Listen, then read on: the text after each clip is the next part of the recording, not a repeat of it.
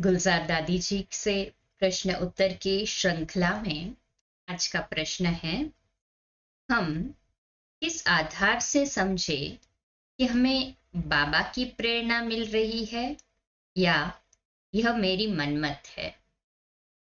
दादी जी उत्तर देते हैं, यह संशय तब होता है जब हमारी बुद्धि पहले से ही संकल्पों में बिजी रहती है। समझो, हमें कोई बात बाबा से रूरिहान में पूछनी है तो पहले हमारे ही संकल्प चलते रहेंगे।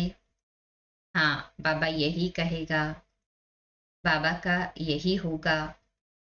यह जो संकल्प होता है तो बाबा का भी वही कैच करते हैं। हमने पहले से अपने प्री डिटरमाइन संकल्प रख दिए ना, तो फिर ऐसा समझते कि बाबा से हमें वही कैच हो रहा है।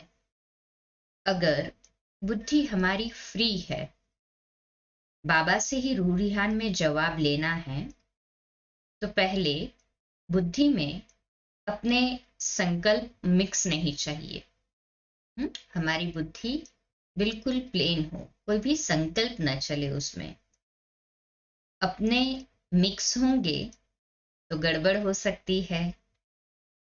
अपने संकल्पों को ही बाबा का समझ लेंगे।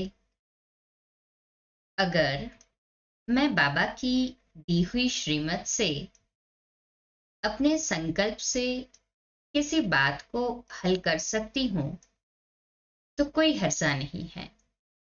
लेकिन जहां समझते बाबा से ही पूछकर करना है, तो उसके लिए अपनी बुद्धि फ्री रखो।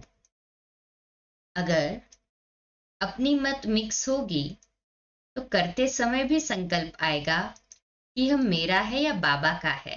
क्योंकि अपनी मत मिक्स कर दी ना, तो फिर क्वेश्चन उठेगा कि मेरा है या बाबा का है। उस समय भी दुविधा होगी। बाबा की क्लियर मत होगी तो दुविधा नहीं होगी।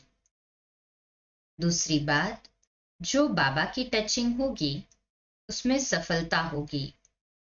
बीज अच्छा है तो फल अवश्य अच्छा निकलेगा।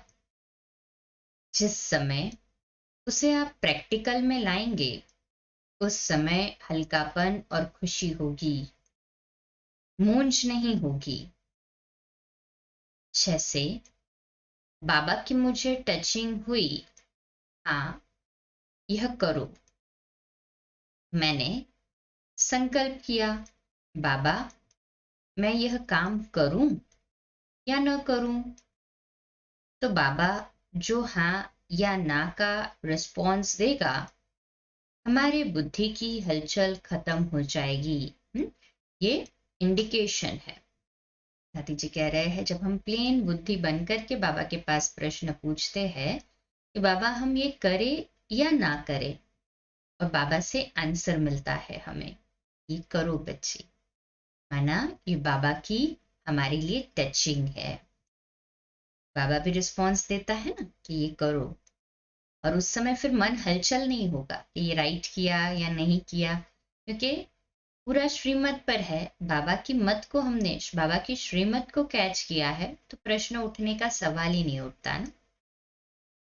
हाँ या ना की दुविधा तब तक है जब तक मेरे संकल्प मिक्स है।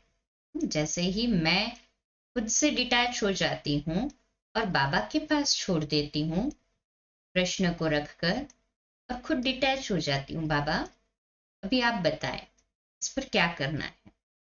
और कई बार ऐसा होता है, बाबा के पास प्रश्न रख देते हैं ना, बाबा खुद ही रास्ता भी क्लियर करता है। किसी न किसी के द्वारा जो हमें प्रश्न था उस हिसाब से वो मदद भी मिल जाती है, या वो रिस्पॉन्स भी बाबा उनके द्वारा दिला देता है, और बाबा हमें क्लियर बुद्धि में भी टचिंग दिला देता है कि ये सही है। और जब वो टचिंग हमें मिल जाती है, फिर कोई भी संकल्प में हलचल नहीं होगी कि यह सही है या गलत। एकदम फ्री हो जाएंगे, तो संकल्प मिक्स नहीं होगा। तीसरी बात, जिस समय वह काम करेंगे काम का फल यथार्थ निकलेगा। क्योंकि बाबा की श्रीमत पर किया ना, तो वो एक्यूरेट फल मिलेगा हमें काम का। जब बाबा की श्रीमत पर काम कर रहे हैं तो काम का फल भी कैसा होगा? एक्यूरेट निकलेगा। उससे पता पड़ेगा यह बाबा की टचिंग थी, मेरी नहीं। इससे क्या पता पड़ता है? ये बाबा की टचिंग थी, मेरी नहीं। वैसे बाबा की टचिंग को कैच करने वाले हैं ना हम सभी। विशेष 3 बातें कही आज दादी ने। पहली, कि जब रूह रिहान करते हैं तो बिल्कुल भी बुद्धि को फ्री रखे, बाबा से रूह रिहान में अपने कोई प्री डिटरमाइंड संकल्प न हो। दूसरी बात, जब बाबा के पास हम संकल्प देंगे तो हमें टचिंग होगी। बाबा क्या कहना चाहते हैं, बाबा हमसे क्या सेवा करवाना चाहते हैं, बाबा हमें क्या टचिंग दे रहे हैं, वो हमें फील होगा। और तीसरी बात, जो काम के लिए हमने बाबा के पास संकल्प रखा उसमें हमें ऑटोमेटिकली वो फल, काम का फल अर्थात कर्म फल यथार्थ मिलने लगेगा। उसमें बहुत ज्यादा मेहनत नहीं करनी पड़ेगी। महसूस होगा कि करन करावन हार बाप वो कर्म का फल यथार्थ रूप में दे रहे हैं। अच्छा, ओम शांति।